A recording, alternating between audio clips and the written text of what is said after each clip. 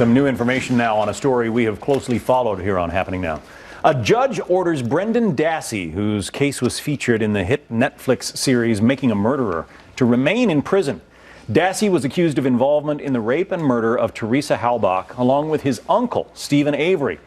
On October 31st, 2005, Teresa Halbach, a freelance photographer from Wisconsin, had an appointment to visit the Avery Auto Salvage Yard to take pictures of some vehicles. She was never seen again.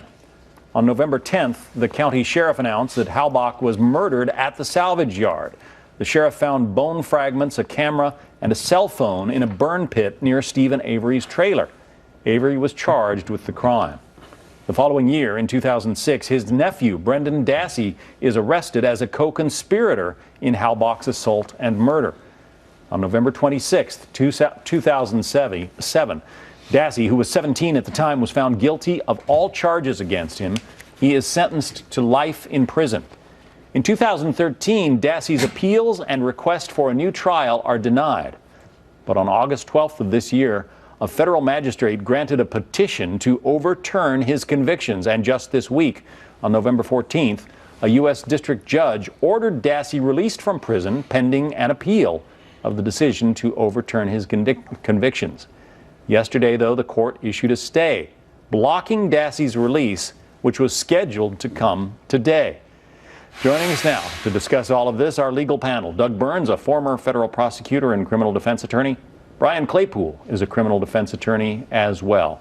So this kid, who has been in jail for 9 years now, yes, is not going to get out because the prosecutor thinks the judge is wrong? Do you want to explain it? Yeah, it was actually more procedural than substantive, so let me just explain real quickly. What happened was, when the habeas corpus petition was granted, based, by the way, on the fact that his confession was somewhat coerced, but put that to the side, the judge said that if the prosecutors don't move forward with a retrial, he is to be released in 90 days, which is 90 days from August 14th.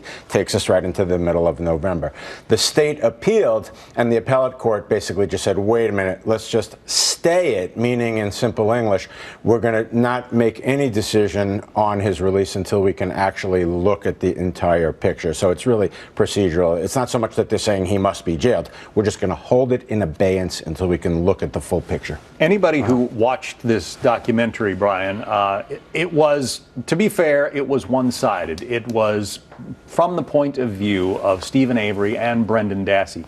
But anybody who watched the video of the so-called confession of Brendan Dassey, when he tells the investigators, you know, I guess what they wanted to hear, and then said, hey, I got to go to school now after just confessing to a murder. The guy is not 100% mentally there, and the judge even said that in his finding. John, shame on the Wisconsin State Attorney General for blocking the release of Brendan Dassey. And I'll tell you why. Because the judge, Duffin, issued a 91-page order. He sat and carefully reviewed this, and he said that Dassey should go free. Now, there were restrictions, John, that were imposed upon him, too. Right. He can only live in a certain part of Wisconsin. He can't own a firearm. He can't go near Stephen Avery. He can't apply for a passport. So you tell me why that's not good enough to allow him to go free. And then getting back to your question, people should know that Dassey had the mentality of a 9-year-old. I have a little girl who's 10. Right. I couldn't imagine her sitting in there being interrogated without an adult or lawyer there. Let me read from part of that 91-page report that Brian just mentioned. Yes. The judge found the investigators repeatedly claimed to already know what happened on October 31st, the day of the murder, and assured Dassey he had nothing to worry about. These repeated false promises, when considered in conjunction with all relevant factors, most especially Dassey's age, intellectual deficits, and the absence of a supportive adult, rendered Dassey's confession involuntary. Yeah, I read through most of that opinion myself, and it's interesting because the police can make certain misrepresentations. They can say, we know exactly what happened, we know all of the facts. And they said that to him. But you can't, they did say that, but the more problematic part, much more problematic, John, is when they said, don't worry, you're going to be fine, you're not going to get in trouble. That's what really bothered the magistrate. And the point is, just to echo what you guys are saying, his limited intelligence, no lawyer there, no parent there when the mother claimed that she had asked to be there, coupled with this coercion. That's why the judge ruled the way he did. Yeah, this is almost like pay to play justice. You know, the pay to play with Hillary Clinton on the Clinton Foundation. This is like pay to play justice. Now that I heard too that the state attorney general wants to talk to Brendan Dassey to find out whether he will agree to not testify for Stephen Avery.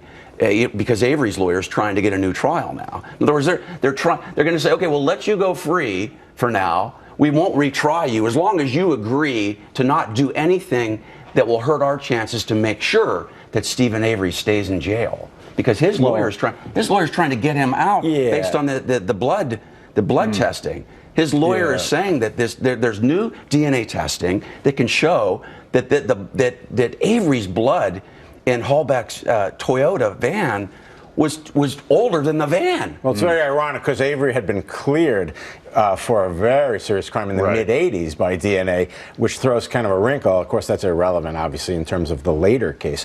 But the question that emerges, I don't have any answers, is will the fact that the judge threw out the Dassey confession have any impact on Avery's chances for some relief, John? Well, it's my understanding that Avery has exhausted his appeals. No, he has. He has. But his lawyer just recently filed a new motion to try to get a new trial based on there's new DNA testing of blood to determine how old blood is. The argument is the blood was planted in the Toyota. And also, real quick, that's why I have habeas corpus. In other words, you exhausted all your appeals. Habeas is separate. You know. It is a fascinating case. We'll try to keep our viewers updated.